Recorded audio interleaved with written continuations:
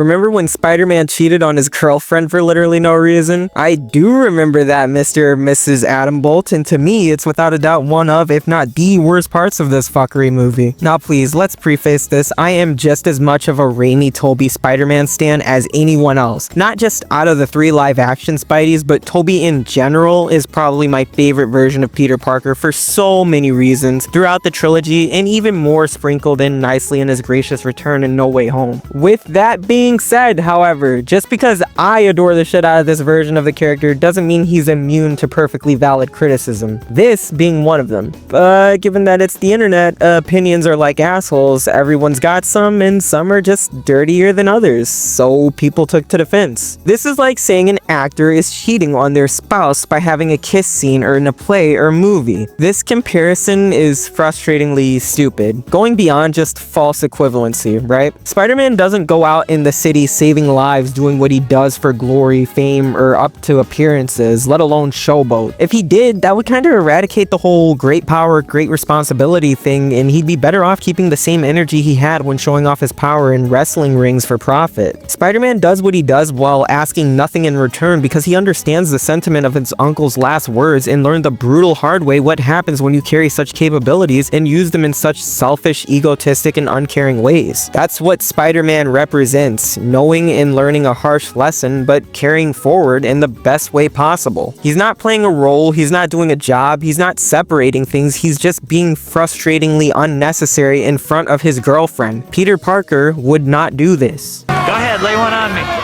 Really?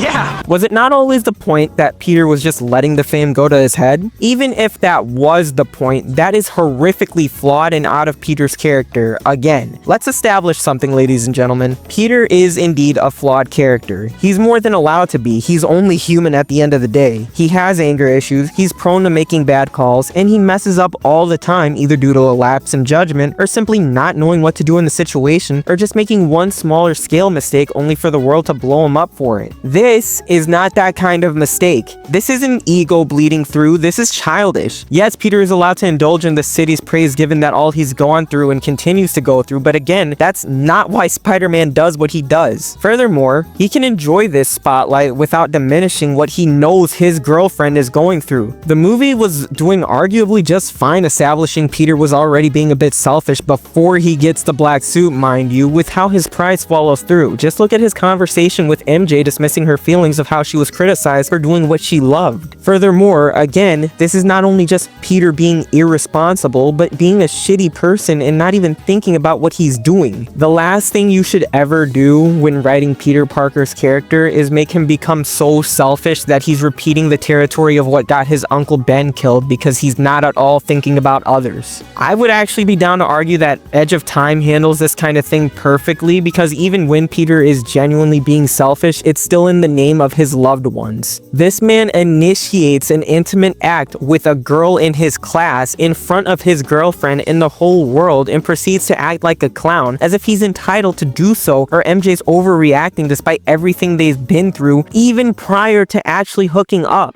Mask on or off, girl in your class or not, this was wrong and unnecessary to do. Just because you're a superhero saving lives doesn't mean you're allowed to be a dickhead in other aspects of your life. I never got until recently how this is supposed to literally mirror MJ kissing Peter in Spider-Man 1 despite being with Harry, and in this moment MJ realizes how wrong that was and feels how hurt Harry must have felt, which is what makes her go back to him. This movie is actually kind of good. Okay, so there's a few things wrong with this, right? Number one, MJ does not at all admit to this, nor is there any real indication that that's why she returned to Harry in the movie over shared pain. I would argue that this was enabled primarily due to the fact that Peter cheated at all, rendering MJ to feel isolated and betrayed. If it wasn't going to be Harry, it would have been someone else, John Jameson maybe even. Number two, it's nowhere to be found that MJ even recognizes this, because if it were, it would be 200 times more effective if she had just apologized to Harry for leaving him hanging the way that she did instead of just randomly pursuing lust. Lust that she went on to immediately regret regret, by the way. Number 3, in general, it's kind of a fucking weird point to make that this is supposed to mirror what went down when these characters graduated high school like 3 years ago, as if they're still owed a debt for past actions from so long ago. As of this movie, Peter and MJ are entering so deep in their relationship at this point that it's beyond odd timing for such a message of, hey, remember that time you were disloyal years ago before becoming aware of everything? Well, fuck you, take this. By the way, Unc over here was literally planning a proposal to the girl while doing this and still goes brain dead as she reacts the way that she did. And then, you know, there's naturally the clowns who don't know how to maintain a healthy relationship or only operate out of petty vengeance or legitimately don't know what cheating is. It's cute. I'm no relationship therapist or anything, but I think I can say with confidence that if you're in an average, healthy, monogamous relationship, your partner is probably not going to be too pleased with you making out with someone else, regardless of your history with that person. Maybe don't do that, but I mean, hey, what do I know? Women on average hate the fuck out of me, so. But MJ cheated on all those other guys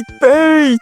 Yes, she did, Myron Gaines, and that is indeed bad too. However, I think given that she never explicitly cheated on Peter specifically until he cheated first, and we've got all these movies building up to them being together as the true couple of the franchise, I don't think this is really needed in any way, shape, or form as some sort of deserved comeuppance towards MJ, given that they were already at a legit peak of opportunity to easily maintain a happy, healthy relationship that would only go forward for better if Peter just wasn't being a dick before getting the symbiote and just put those issues aside and stay committed to one another, given that neither has directly wronged the other in any grand way before. The worst Peter did to MJ before this movie was be absent in her life for reasons that were fair and she wasn't aware of. Now that that's aside, both can be more open and honest and better together. However, this doesn't happen because all of us fall victim to our incel tendencies, I guess. I don't know.